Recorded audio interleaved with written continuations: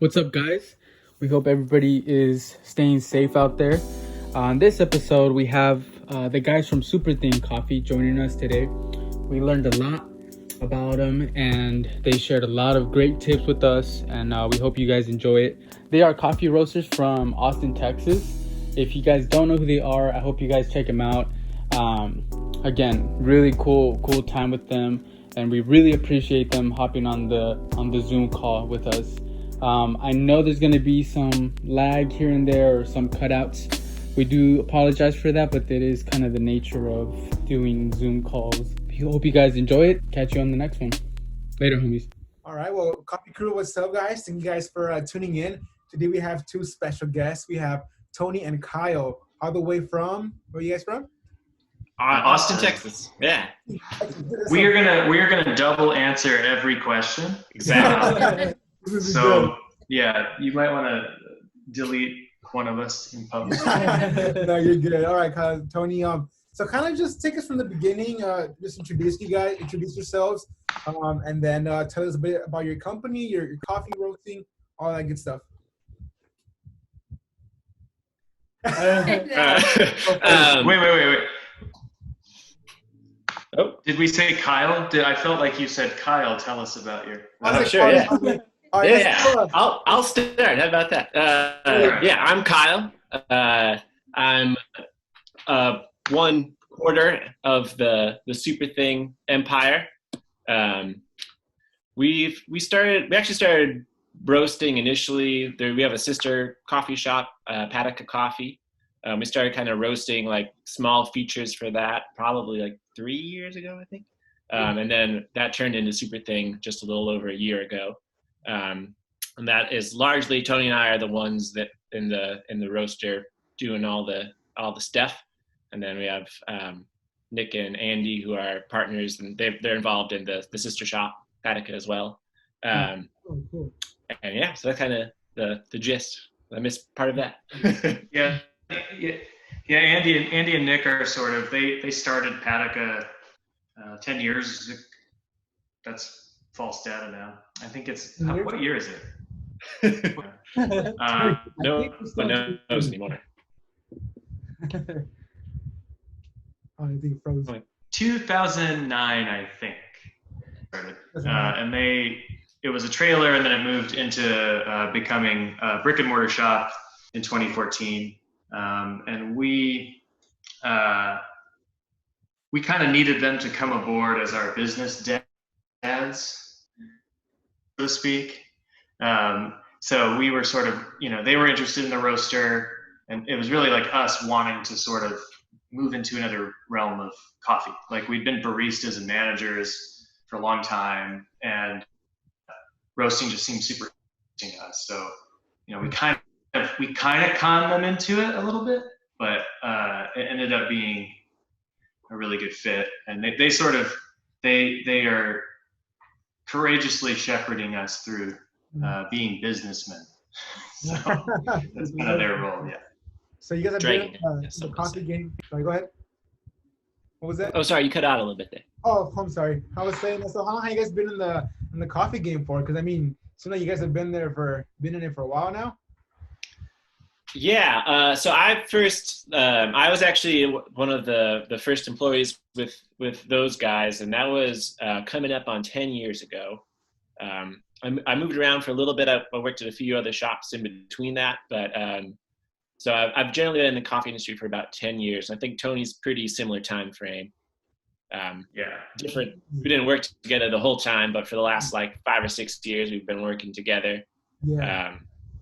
So yeah, we've both been in the industry for a long time, and we're both kind of curious about like okay, we've been in the front of house kind of coffee side of it for a long time, and kind of just curious about what goes on behind the scenes. And right.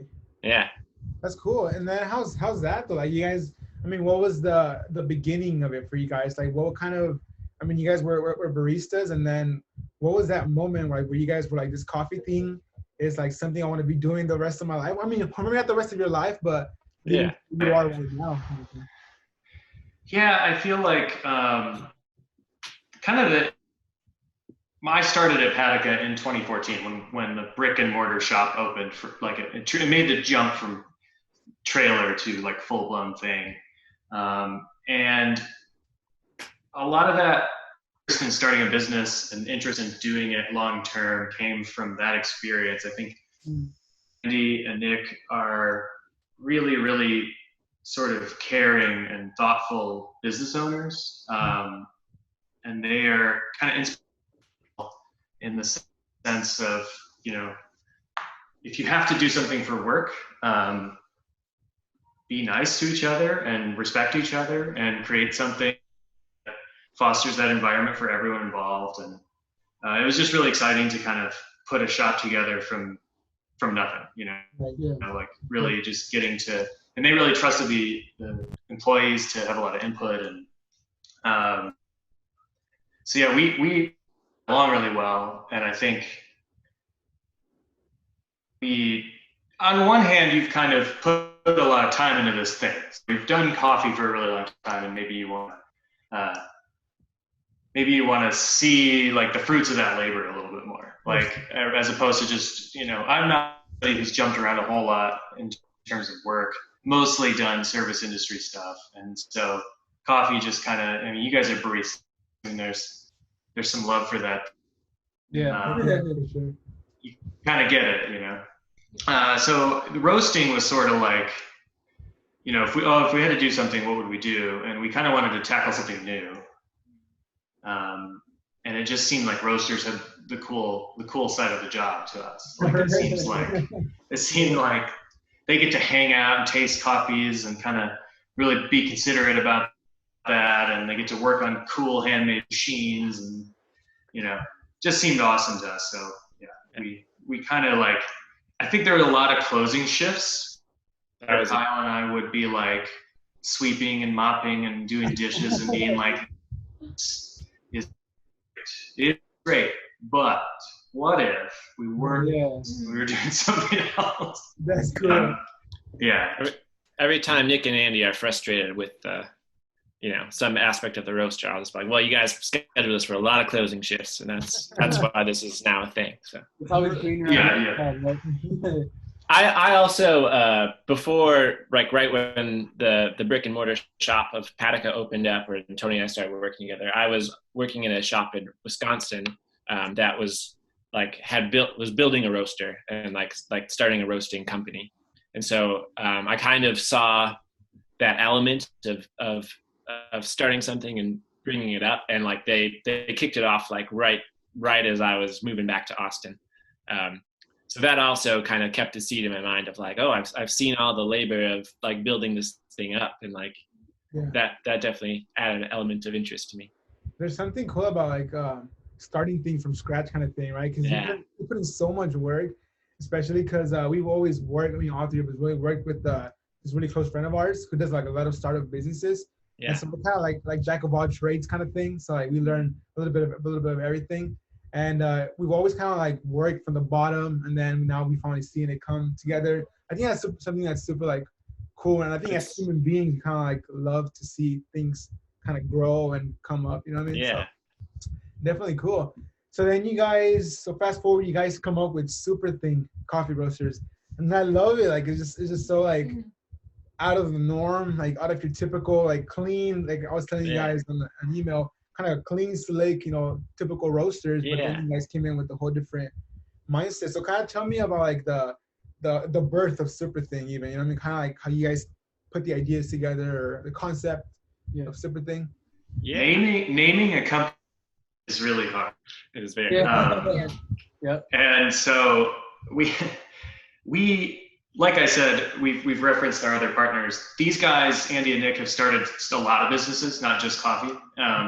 And I think they kind of understood that sort of incubator side of it, where these are the steps, and one of them is you know, kind of defining what your values are, the four of us together, and what we're trying to do, what we're not trying to do.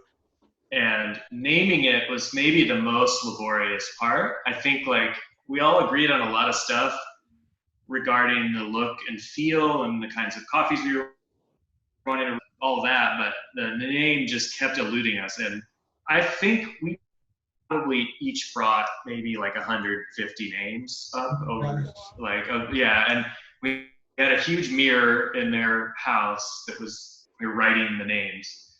And every week we would get together, kind of evaluate, okay, well, how do we, and it was like, oh, I really liked that last week, but now I hate that. I never want to see that again.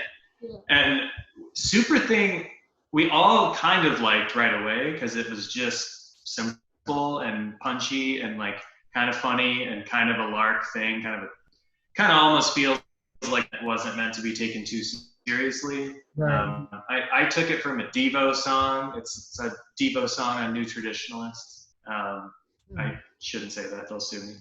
I gotta give him some money. But it just kept like process, like we'd wipe names off, and it was just like when the dust settled, that was the name that was left. And it's awesome now because, you know, once we took the name and sort of, we were nervous about it, and we brought it up to, you know, our designers, who ended up kind of taking it and really running with it and making it a thing. And now I couldn't picture it being something else. Everyone says when the name, couldn't imagine, you know, there was definitely a time where we were like, we're really going to do this. We're really going to put that on a license, you know? Yeah. That's crazy. Yeah. And then I think it's funny because like you always hear that coming up with the name could like stop a business from opening. Like just because of name, like you will not start a business because you're like, the freaking name. I need to know the name. I need to know the branding, all that stuff. That's real. That's real. It's very real. For sure, yeah. No, I mean, it's a good thing I came up with Coffee Crew. I mean, it's not really much to it. You're like, Community Coffee Crew. Okay, that's cool. Yeah. Domain. I mean, there's something to be said with decisiveness. You just pick it and you're happy. Yeah. That's cool though, because there's just things to like kind of being like perfectionist and what you do, and like you want it to be just right. You want to kind of like to feel something, you know, like when you see the coffee. And I think that with your, because I'm looking at it right now actually. That's like you're looking this way. I'm looking at the coffee bag. Which is really delicious, by the way. Yeah. Thank you. Obviously, the natural, freaking amazing. Oh yeah, awesome. But the other one was amazing as well. But yeah, it's so delicious, man. And one of the things that really just caught my attention was the packaging, for one, the color schemes, and kind of like the series that we're in right now is Creative Juice. We're just kind of talking about, and we wanted to kind of look for roasters that we're doing it differently, and we're doing different color scheme. We're doing different packaging even. And you guys were one of the top ones that kind of stood out. So kind of tell me about the packaging and these little guys, like the little eyes and the little hands, like yeah. So like you said, there's already like, there's a ton of coffee companies like that are doing like the clean modern thing, and they're doing it well and it's awesome.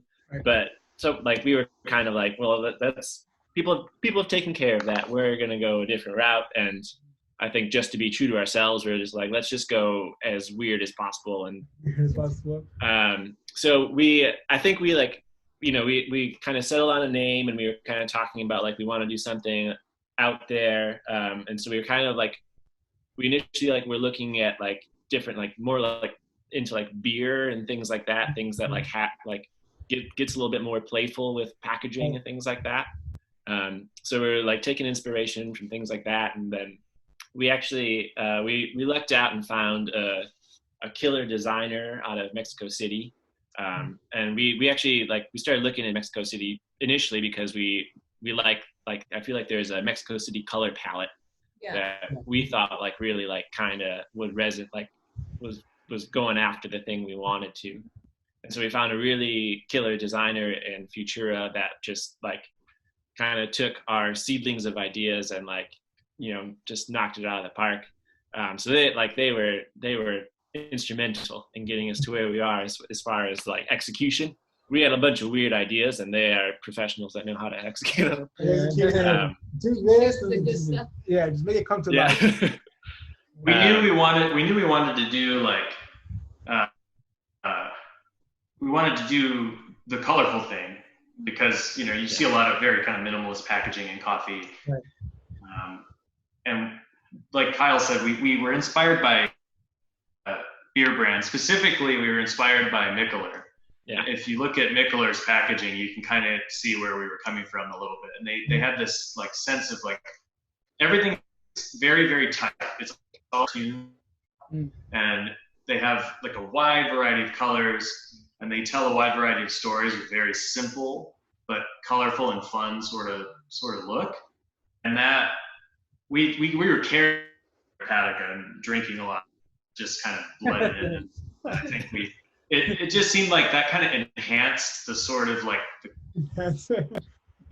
their story is enhanced by the look and feel of the cans. And not every design, although there are plenty of good designs out there, they always do that. Like that was something we wanted. We wanted to feel like we had a.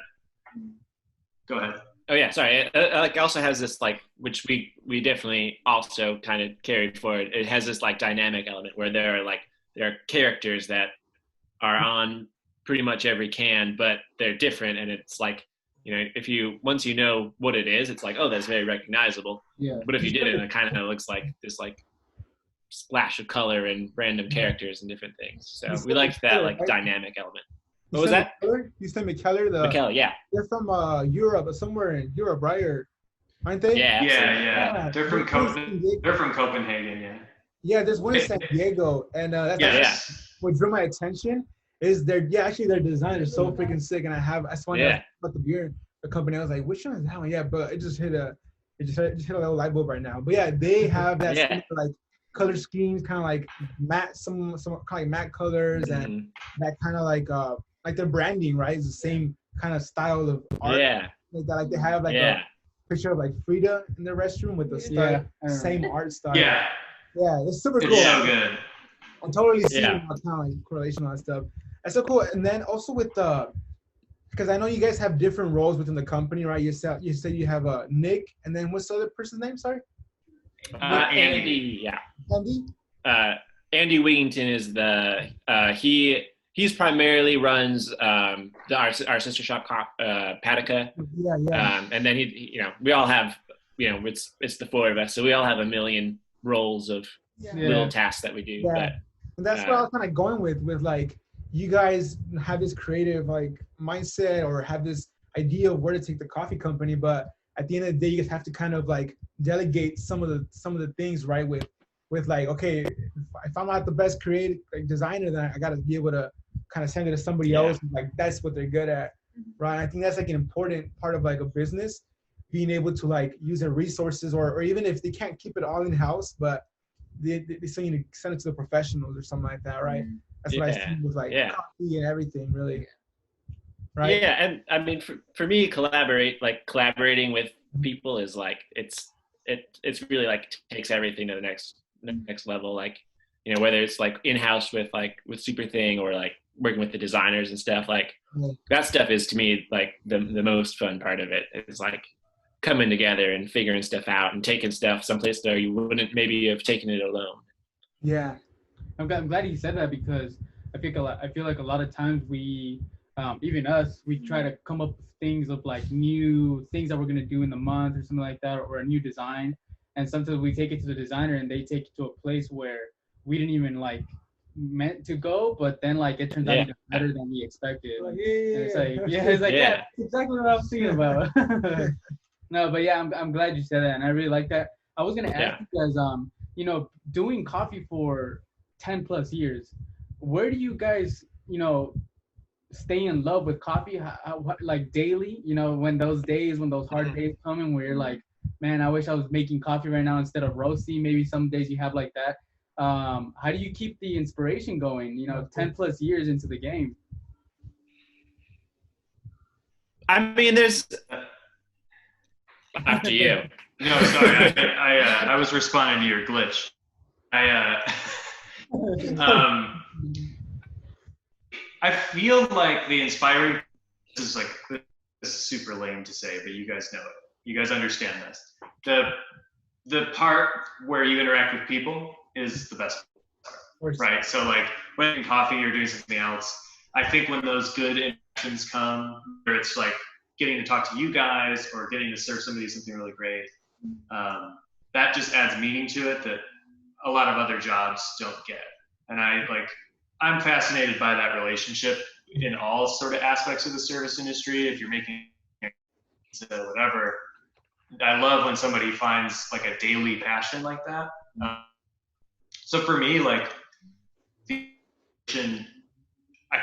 I would say like even when things are tough, I still just like the moment of getting to make cortado every time. Nice. Okay. Like it's just that part of it is just always fun. And roasting a batch of coffee is similar. It's like everything, you know, it's going to be good, and there's just something about that daily grind that I think the inspiration comes kind of it's sort of its own feedback loop. Yeah. Right. It's good. How about you? How about you? Yeah, and then I think another like that absolutely is true. And then I also like I find that there's always just like more stuff to figure out. Like, Yeah. you know, as much coffee nerdy as you get. Like, you know, like I was barista for a long time, and like, you know, did most of the coffee managing at Patica, which was cool, and it's still like there's, you know, a million better baristas than me, but like you learn a lot about that, and then you go into the coffee roasting side, and now I was just like, oh, the way I approached like certain things I would never do anymore, because now I know I've figured out this other thing behind the scenes that changes the way I would approach like dialing in certain things or like troubleshooting certain problems. So there's always also like another element of like figuring something else out, and like, you know, there's tons of new coffees that we get in all the time, and you know, like, hey, let's buy a little bit of geisha and try roasting that. We've never done that before. Let's figure it out. So yeah, there's always just more to do. That keeps it interesting. Yeah. For sure. Like there's always like so much to learn, especially like coffee. Like, you thought you knew it a certain way, like you were saying, and then it's like, wait, everything I knew was completely wrong. Let me see like a whole different method and stuff like that. Is there anything that you guys have, like anything like more like hobbies or something like that you guys kind of like just to kind of like turn away from coffee for a little bit, take a little breather? Like what do you guys do like in your free time, like more creative, kind of driven? Yeah, we're both musicians for sure.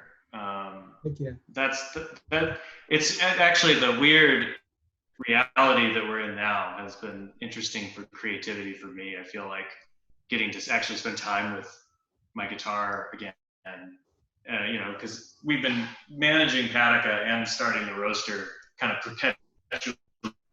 This is the time where I'm just like, well, yeah, I don't have any like plumbing problems to solve or roaster fires or whatever, so I guess I'll just play guitar.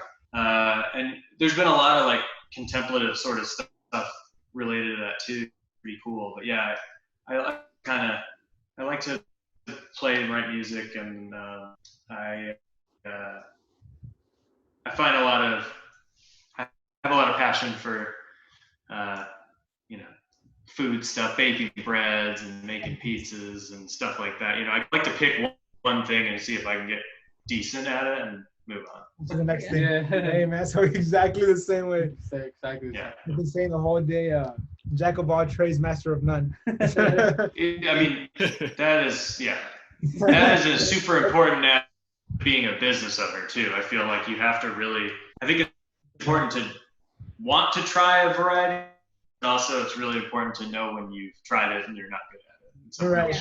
And like also sometimes you just don't have a choice. Also, you're just going to do it. Yeah. It's like a necessity, right? Like, especially I think like right now with the whole like coronavirus thing, like businesses are kind of forced to like get creative and figure things out differently. So that's super cool. What about you, man? Anything? You a musician as well? Yeah, definitely. Music is a big. Was that? That cello back there, I see. It's a bass, big cello, the big cello. Big cello.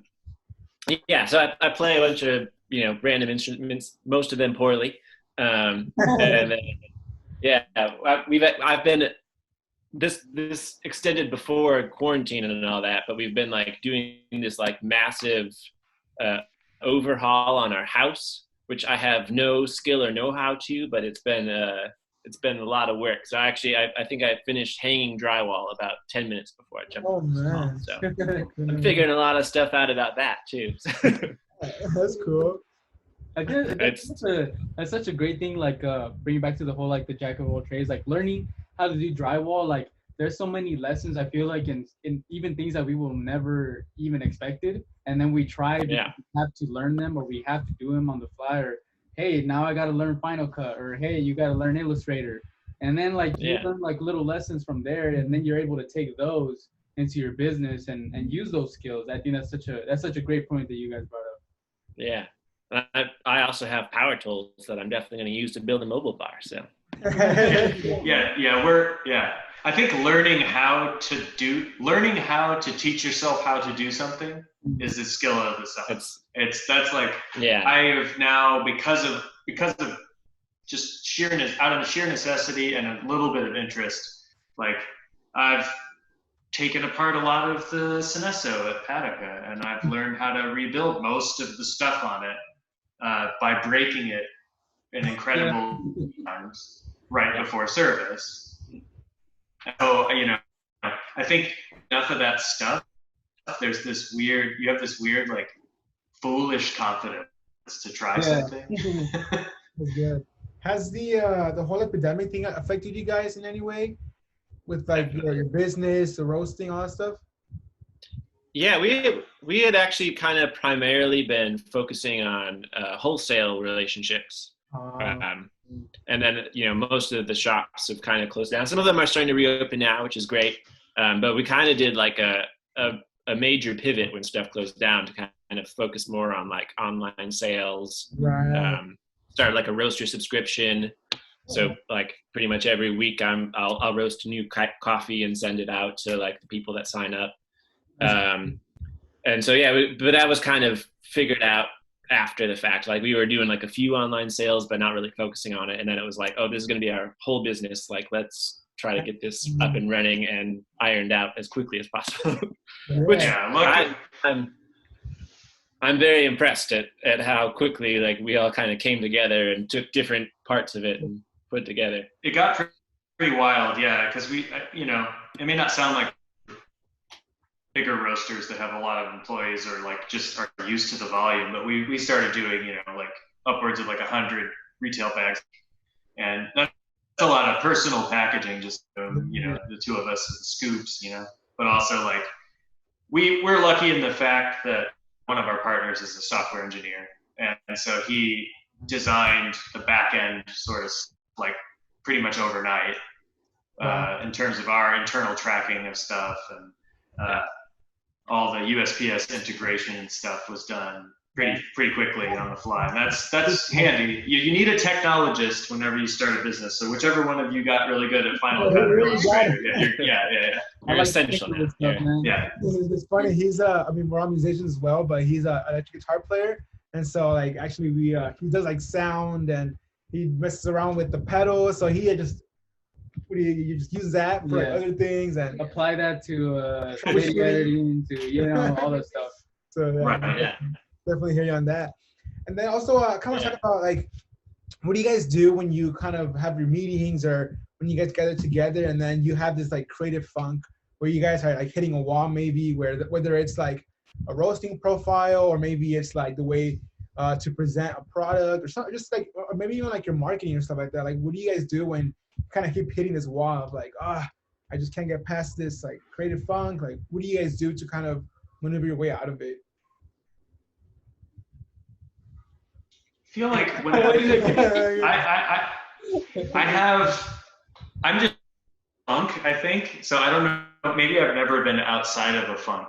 I don't know. I feel like actually one of the things that trips me up the most is trying to write the notes for stuff, because we always want them to be kind of like the are. What is happening? This meeting has been upgraded. Okay, sweet. Thanks for upgrading me. We sometimes you have like a certain number of words, and you don't do the same stupid thing you did last time. Yeah. And I find that when I'm really stuck, I have to find like my strategy for getting my brain going, whatever that task is. For the writing of the stuff, I think I start reading like I'll read old scientific journals, or like I'll pour through like manuals for like electron microscopy and stuff to try to get a science fiction like mindset going, and I'll usually come across one or two words that then suddenly it works.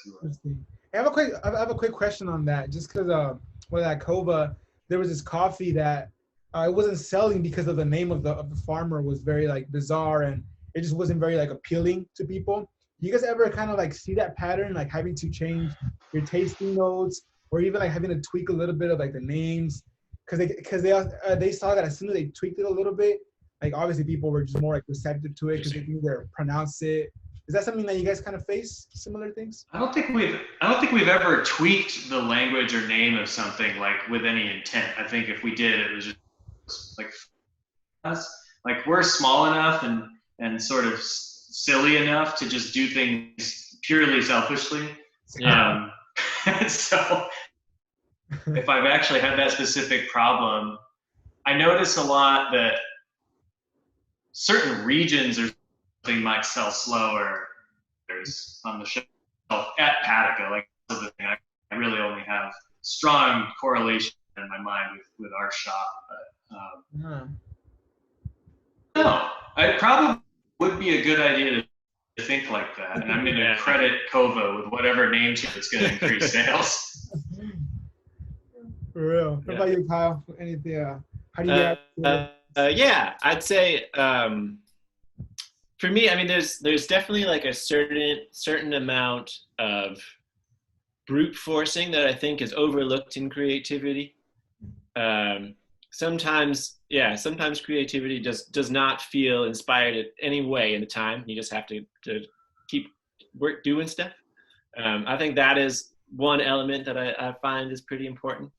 Then the other thing for me, it also comes back to like a lot of like collaboration stuff, like like whether it's like dialing in like a roast profile, like a lot of times like I'll have certain thoughts about it, but then like Trent and I will get together and be cupping things, and we'll both have kind of different ideas that will like oh I think this about this coffee, and that those will kind of come together, and we'll kind of like flesh out the ideas a little further that way. Cool. And then a lot of the times I also just don't even really think of them as like a creative endeavor. Like I'm like the few like tasting notes I wrote, it's just like I'm really just trying to like entertain like Tony and myself, and hopefully other people also enjoy that.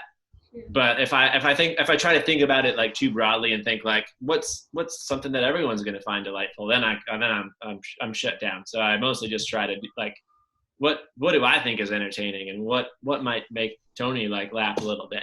That's a big part of creative endeavors for me too. I think that anything that I look at that is a creative endeavor that I enjoy, I think it comes from a sense that the people that made it enjoyed it, and that is not something that you can fake very easily.